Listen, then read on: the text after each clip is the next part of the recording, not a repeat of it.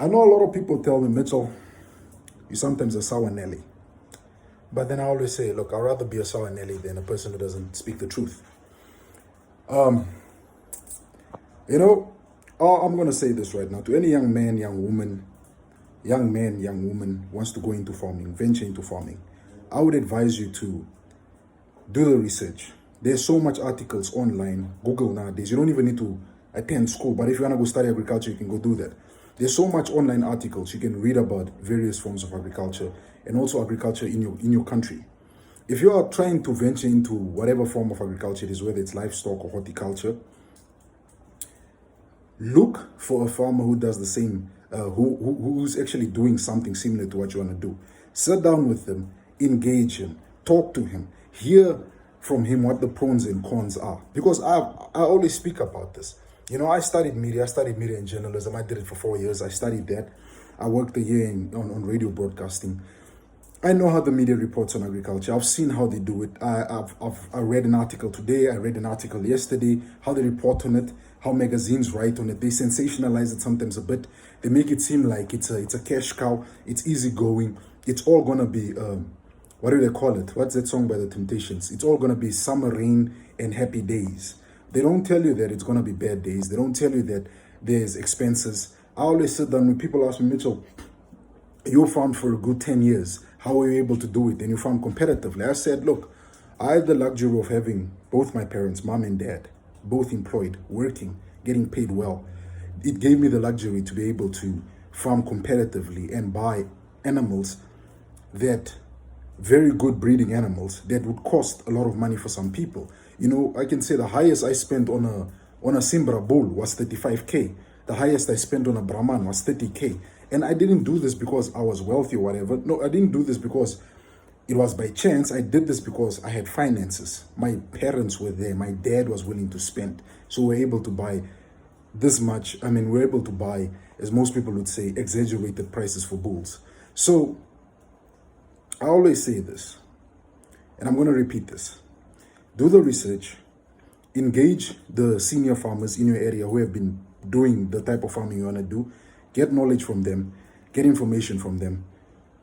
I have complained about this. I remember when I was invited to the Agri for Youth Forum, I spoke about how the media does the representation of agriculture in its reporting on agriculture is not that well.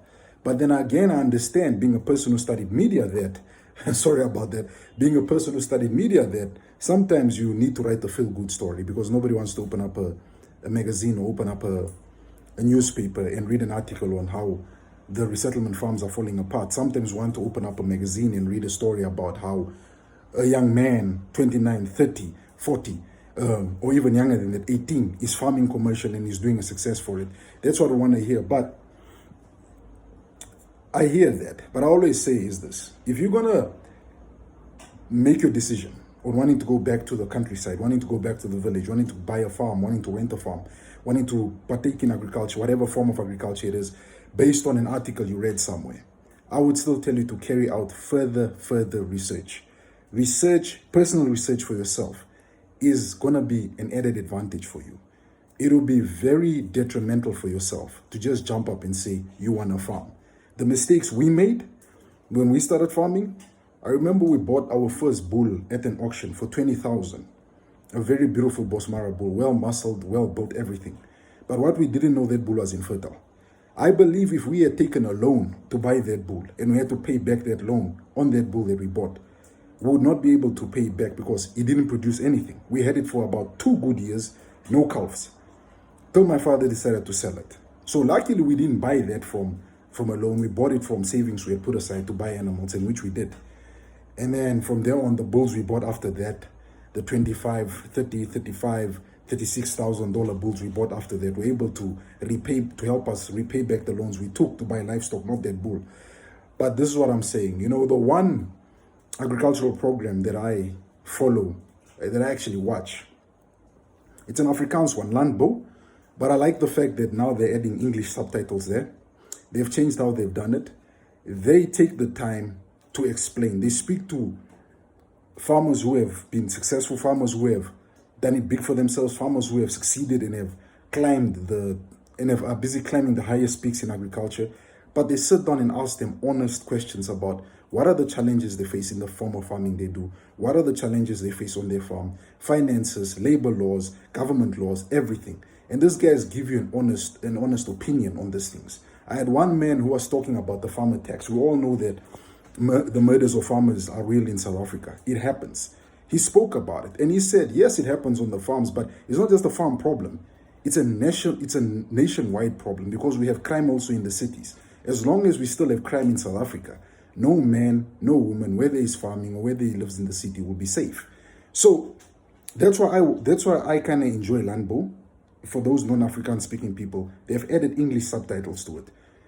All I'm trying to say here is, I'm not trying to be a sour Nelly. I'm not trying to stop anyone from getting into farming. I've always said this.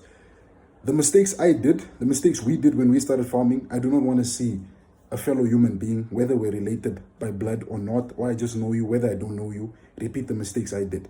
Because like I said, I had the privilege of having a family that have finances, and I was able to absorb that mistakes.